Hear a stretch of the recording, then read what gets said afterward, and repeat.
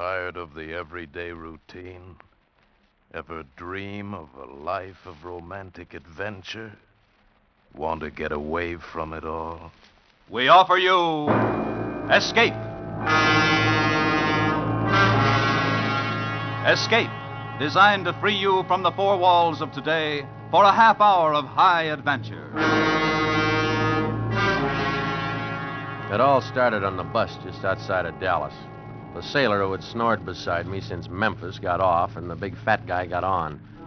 He overflowed into my half of the seat, and for sound effect, he ate one apple after another. He must have bought them by the sack.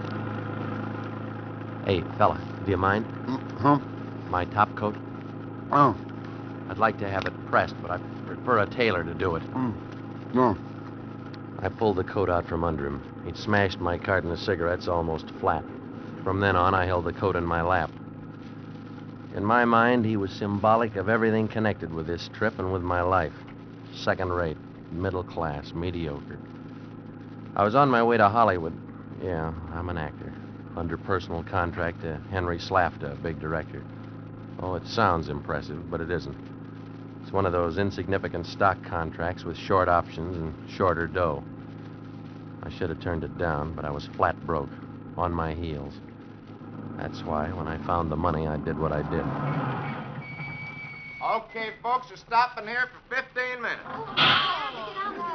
Another stop, chance to stretch. Well, I had a cup of coffee and a spud nut in the depot, and I was starting back to the bus when I saw him, my apple-chewing friend.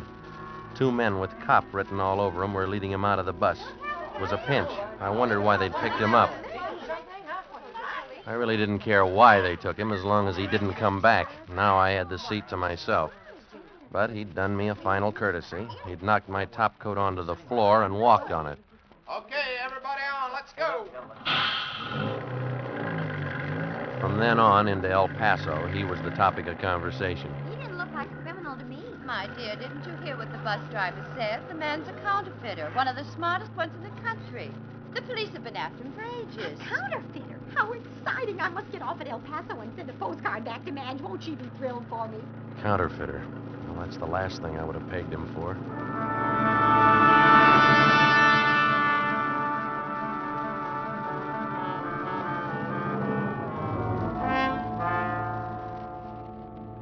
El Paso. El Paso. And Hollywood still 24 long hours away. Well, economy or no economy, I wasn't going to go on. I was dead tired, saddle sore from 3 days and nights on that bus. So I switched my ticket to the following day, and I hunted up a cheap hotel. The bellhop there was full of helpful ideas on how I could spend the evening. Well, how about Juarez, mister? Juarez, huh? Yeah, old Mexico, just across the International Bridge. Oh, yeah. I'd forgotten that this is a border town. No, thanks. I just want to get some sleep. Sure, mister. It's up to you. I tipped the kid and stretched out on the bed. I dug in my pocket for a cigarette, but I was out, so I reached into my topcoat for the carton. That's when I found it. The package of money. A lot of money. All in 50s and 100s. Nice, clean, fresh bills. I counted them fast. $15,000 worth. So that's why I found my coat on the floor of the bus. Fatso had stashed his homemade money in my pocket. Why, the lousy... I'd fix his wagon, planning it on me. Operator, give me the FB... No, never mind. Wait a minute. Why should I? If I turned it in, I might get involved, and I couldn't afford to. When I got to Hollywood, Hollywood. Boy, what an entrance I could make into that town if all this dough were only real. I could just picture the look on Henry Slafta's face if I flew into Hollywood with a new wardrobe, stopped at the Ambassador, took a suite, made a big splash. Yeah, if only the dough were real.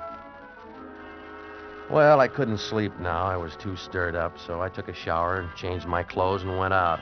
I didn't have anything particular in mind, but since the hotel was near the International Bridge, I went over into Juarez, and I wasn't quite sure why I did it, but in my pocket was one of the $50 bills. I went up and down the cheap main drag, sampling tequila and brushing off vendors of Huaraches and leather dolls, just like the rest of the tourists. But all the time, that $50 bill was burning a hole in my pocket.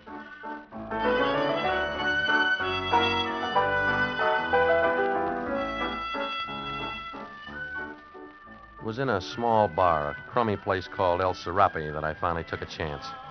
I'd had a couple of tequila daisies, and each time I'd given the waiter a half a buck. This time I handed him the $50 bill. I held my breath. And suddenly, I knew I'd been a fool. He didn't put it in the cash register as he had the other money. Instead, he went down to the end of the bar and handed it to a man sitting there, obviously an American. He took it, looked at it, and then had the waiter point me out. I got up out of the booth and started for the street, but the American caught me at the door. I'm Chuck Rice. I'm the manager. Yeah. Hiya. You give this $50 bill to the waiter? Yeah. I guess I forgot to wait for my change, huh? You don't want to go around forgetting money like this. Just visiting? Yeah, tourist. You know you're taking a big chance. You're setting yourself up like a pigeon. Well, what are you talking about? What do you mean? Don't get excited, amigo. This is border town. That's all. The wrong people might get the idea that you're carrying more bills like this. Yeah, well, I'm not. Yeah, sure. But if you were, I could put you in touch with most anything. Maybe a little gambling. We could fix you up with a little game. Anything you want to buy, I can get it for you. No, I don't want to buy anything. But, suppose I wanted to sell something. Sell, huh? That's a little tougher. I'd have to see a sample. You got it, mister, right there in your hand. I was taking a crazy chance, but I've kicked around Broadway long enough to know a contact man when I run into one, and Chuck Rice was definitely shady. He stood there scowling, turning the bill over and over in his hand. Oh, so that's why you wanted to walk out on your change, huh? Thought I had it spotted. You got more like this? Yeah. On you? No, I'm not that much of a pigeon. How much more? Enough. And you want to dump it? Maybe, with the right kind of a deal. Here's your 50 back. I don't know from nothing about this kind of commodity. Well, I didn't pay for the drinks. It's all right. It's in the house. Your money's no good here. I took the 50 and put it in my pocket. I shrugged and hoped my indifference went over. I was almost to the street when he called after me. Hey, amigo. Huh? I was just wondering. How much you got? Why? Well, if you got enough, maybe Nieves would be interested. Nieves? Who's Nieves? Down here, we don't ask questions like that. You go to the cab stand on the corner. Ask for Miguel. Tell him you want to see Nieves. Tell him Chuck Rice sent you. Only this time, amigo, if you want to do business, you better have the dough on you.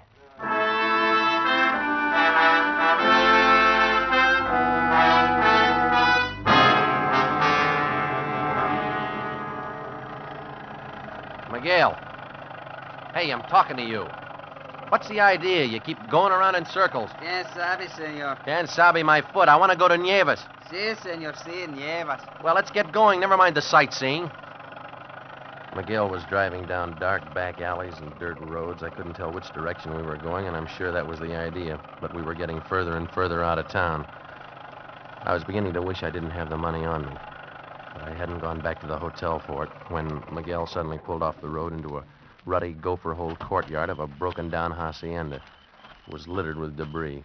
I stumbled over a peg. His squeals woke a bunch of chickens roosting on a fence. And then I saw her. She was lying in a canvas hammock, one bare foot hanging over the side, deep in the enjoyment of an oversized cigarette. She seemed asleep except for the rhythmic puffs of smoke. She never opened her eyes all the time I was there. Nieves? Si. Chuck Rice sent me. He thought we might be able to work out a deal. I got some money. I want to sell it. Chuck Rice said that you might handle it.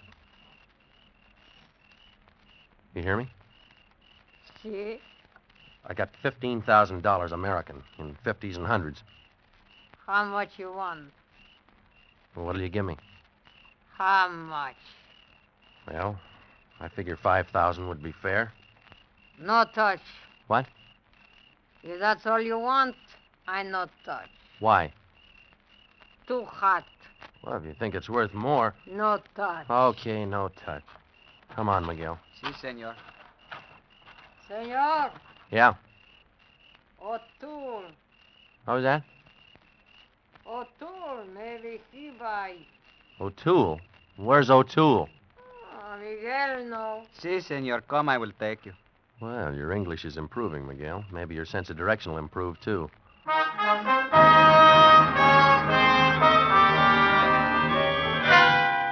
And it did.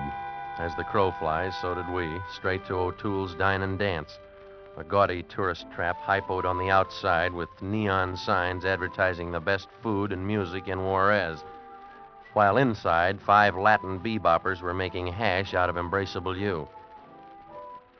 Miguel okayed me to a squint-eyed character who reluctantly led me down a hall, up a steep flight of stairs. We stopped in front of a door.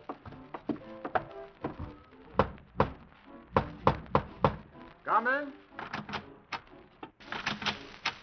Behind a huge red lacquered desk sat a handsome Chinese in a dinner jacket smoking a long black cigar. Ah, good evening.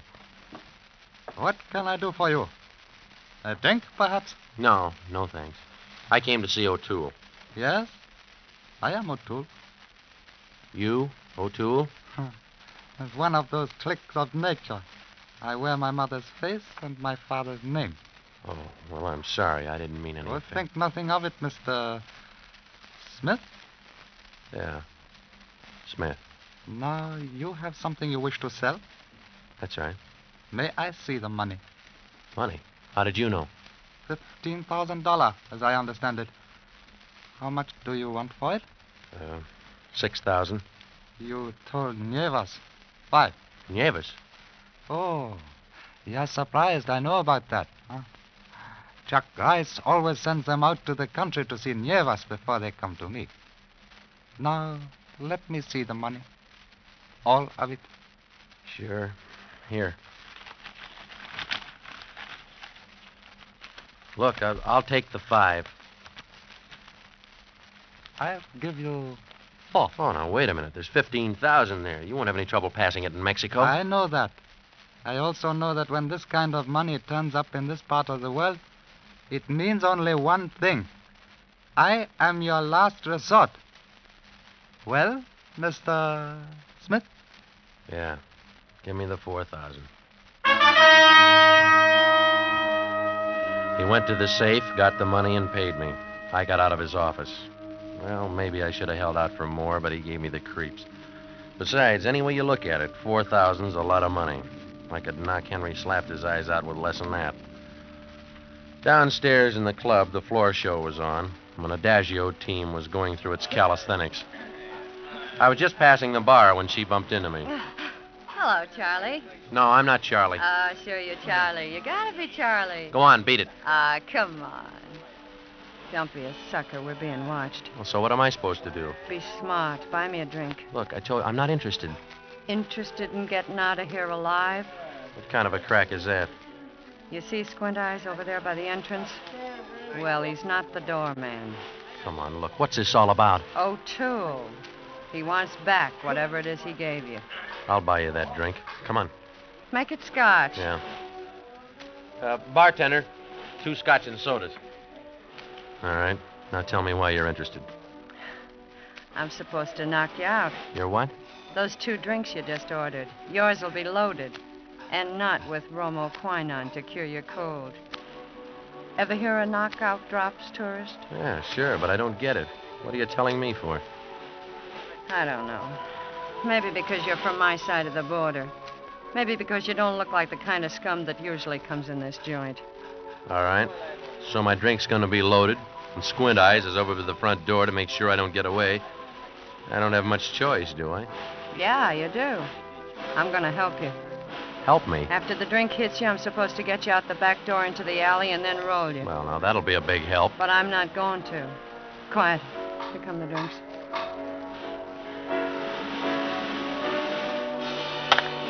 All right, what do I do now? When I reach around you for the ashtray, they won't be able to see you. Switch the drinks. You drink mine. Yeah, but how about you? you? They don't expect me to drink it. Yeah, but you... Now, switch them. Get it down. Drink it. In a minute, pretend you're dizzy. I'll help you get to the alley. And when you get there, you better run, brother. And run fast. Squint Eyes had left the door and was coming toward the bar, so I did what she told me. After I'd gulped the drink down, I sat on the stool a couple of minutes, and I pretended to get dizzy. She helped me off the stool, put my arm around her shoulder. We were almost to the door, almost to the alley. It was just perfect, except for one thing. I was dizzy. My stomach turned over and over, and I passed out cold.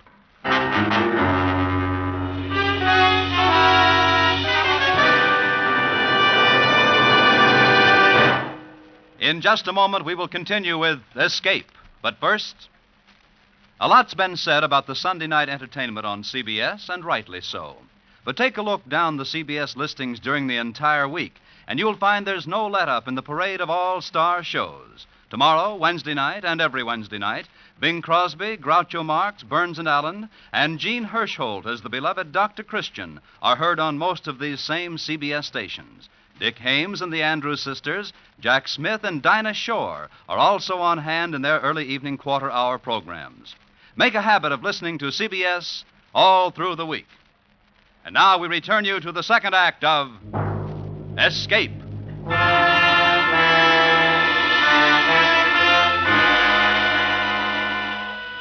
The smells were the same.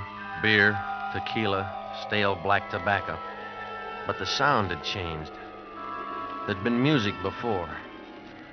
My stomach burned and my head throbbed, and somebody was lying across me. I raised up, tried to focus my eyes, but I couldn't. Gradually, I placed the sound. It was some kind of a car, bus. No, a truck.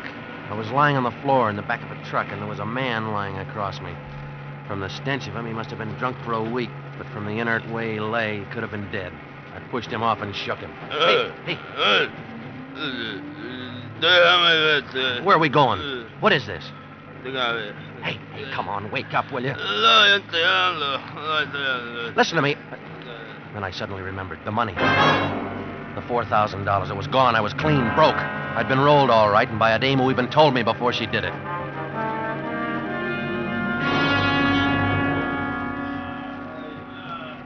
And then I saw the rest of them. The truck was a big van, and it was loaded, packed with the dregs of border town, a sodden human cargo.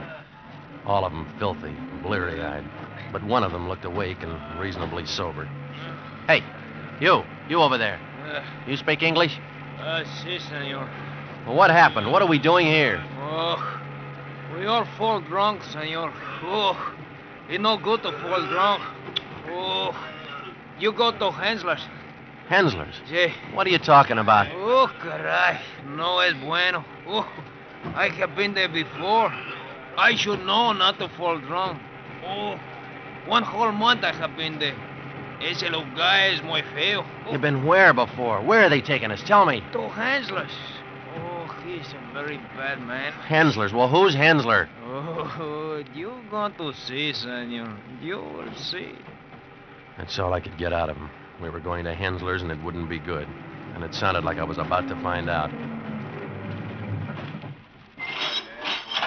All right, you guys, come on. The party's over. Hey, Miller, move these creeps along. You guys don't look like no bunch of daisies, but we'll make you bloom, won't we, Miller? He was a brute of a man, and he carried a .45 in a holster. He and the driver, Miller, herded us out of the truck like so many cattle. It was some sort of a road gang. I saw a sign blocking the road that read, "Under Construction, Hensler Construction Company." Well, I had no idea where we were, how far away from the border. The landscape was dry, dusty, barren. Well, Gonzales, you with us again? Didn't we learn you not to get drunk, huh? Come on, you guys, step on it. All right, quit shoving. Come on, come. Hey, what are you doing here? Yeah, that's what I'd like to know. Miller! How many times I gotta tell you to be careful who you pick up? Now, wait a minute, Jake. Don't get sore before I tell you. Don't you know we can get in plenty of trouble picking up the wrong guys? I didn't pick him up. O'Toole threw him in. O'Toole? Shut up, you. What'd O'Toole wish him on us for? Wait till Hensler hears about this. Well, O'Toole has already talked with Hensler. He says this fellow will not give us any trouble. He is an embezzler. The police are looking for him. You're crazy. He came across the border to sell some money he had stolen from a bank or something. He must be plenty hot. He was willing to drop 15,000 real dough for 4,000 cash. Real dough? What are you talking about? That was counterfeit I sold O'Toole. Listen, buddy, I don't know what your racket is, but nobody fools O'Toole about money. But it can't be real money. It was counterfeit, I tell you. It had to be. Look, I want to see Hensler. You talk to me or you talk to nobody? But I got to see Hensler. I got to get back to Juarez. Huh? Did you hear that, Miller? He's got to get back to Juarez. All right, look, you can't push me around. I'm an American. Oh, he's an American. Well, send this to your congressman. Okay, American. Get on your feet. Get a pick and start working.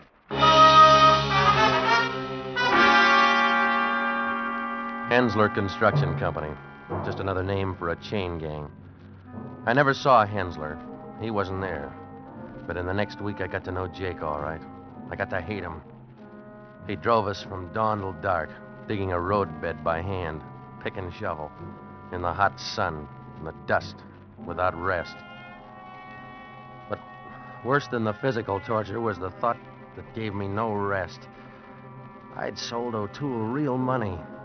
For now I realized I'd never really had any proof that the fat man was a counterfeiter. I just jumped to that conclusion.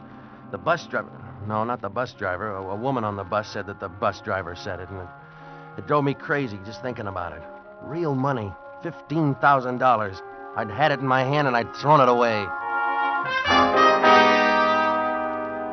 I had to escape. I had to. There'd been a man in the truck who said he'd been here before, so he must have gotten away somehow. He could help me.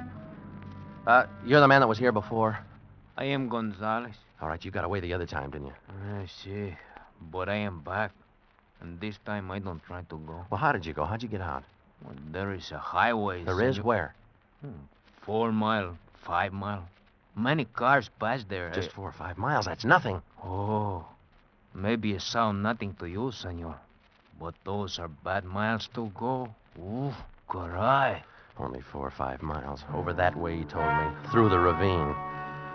Well, I thought about it all that day, and I planned that I'd try it that night. But when we got back to camp, I was too dog-tired even to eat. I just flopped on the hard earth and fell asleep. It seemed that I'd just closed my eyes when I was shaken awake. Hey. Huh? Hey. Get up, American. Get on your feet. Huh? I got a little job for you. Oh, leave me alone, Jake. I'm tired. Get up! You're on overtime. He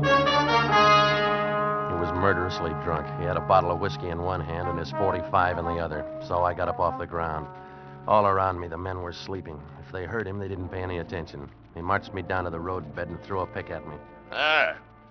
I'll start digging. But it's the middle of the night. Look, I'm dead. I gotta finish the road. Start digging, I said. What are you picking on me for, Jake? Why me? You're gonna start digging, or do I start shooting? So I dug. I dug till my hands were bleeding and my lungs were scalded with the effort of breathing.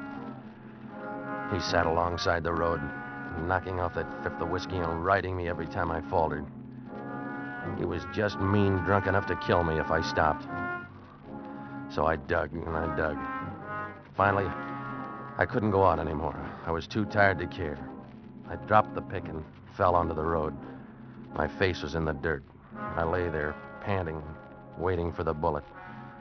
When it didn't come, I turned my head, and what I saw gave me new life. Jake was sprawled out, dead drunk, and the .45 had slipped from his hand onto the ground. It was my chance. I hardly had enough strength left to move, but I knew if I didn't go then, it'd be too late. I'd never get away. I crawled over to him, and I got the gun, and somehow I got down the road and through that ravine, stumbled and crawled those hideous miles to the highway. And then I heard it, way down the road. It was a car. I ran out like a madman and flagged it down. Monday, Usted?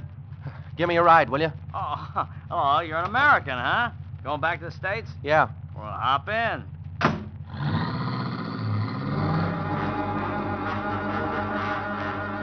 I leaned back against the seat, shut my eyes, and slept all the way into Juarez. Well, here you are. You said O'Toole's dine and dance. Sure I can't wait for you? No, thanks just the same, but I got some business to take care of. Okay. Good luck. $15,000 worth of business, and Jake's 45 in my pocket to guarantee the deal. I went around to that back door and slipped in quietly, and then crept down the hall and up the stairs that Squint Eyes had led me before. This time I entered O'Toole's office without knocking. Hello, O'Toole. Oh. I didn't expect you back so soon. Sit down. Can I get you something? Yeah, you can. $15,000. Afraid I don't understand. We made a deal. Why didn't you tell me the money was real, not counterfeit, huh? Well, you seem to know what you were doing, and remember, you placed the value on the money. I did not. Yeah, well, I've just revalued it. I want it back, all of it. We made a deal, and I paid you, and I'm through with you. And you rolled me. How you lost the money I paid you is no concern to me. All right, then look, then maybe this will be some concern to you. I took enough punishment to get this gun not to hesitate to use it. Now get the money while you're still alive. That won't be necessary. How about 10,000? Look, don't stall. 15. But I should be allowed to realize some profit. Hurry up, O'Toole. I haven't got all day. I'll have to open the safe. Then open it. Will you take it in 10s and 20s? Now, look, I don't care how you give it to me, so long as it's American money. Now quit stalling and get it. I didn't trust him. I expected any minute he'd pull something fast, but he didn't. He gave it to me. I never realized before the power of a gun. It makes short men tall and tall men strong. Here you are. Thanks.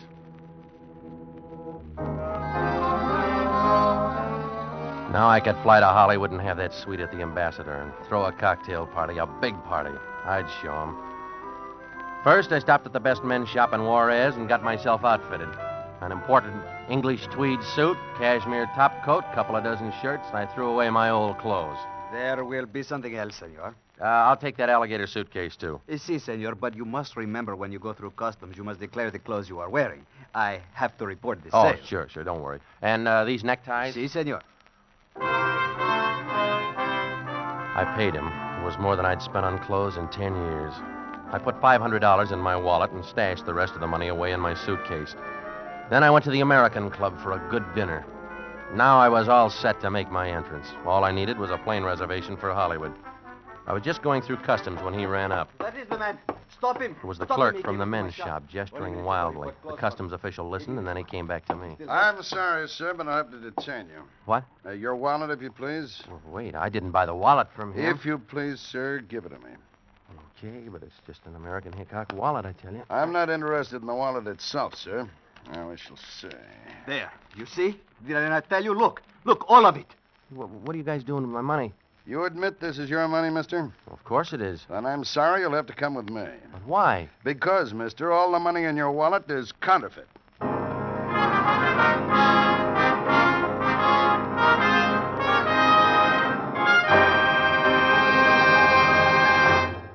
Escape is produced and directed by William N. Robeson.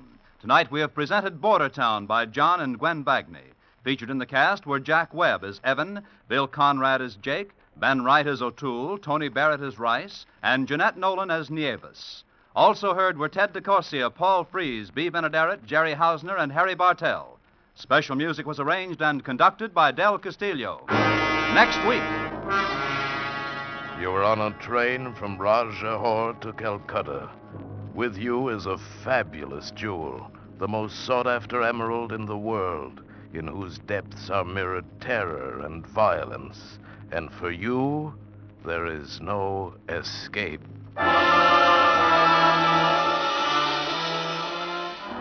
It's a proven surefire formula for better living. If we all work together to produce more per man, per machine, per hour, we all move together toward the benefits in living that are possible only under the American economic system. The better we produce, the better we live. For your free copy of the booklet, Miracle of America, write Box 10, Times Square Station, New York. Stay tuned now for Hit the Jackpot, which follows immediately over most of these stations. This is CBS, the Columbia Broadcasting System.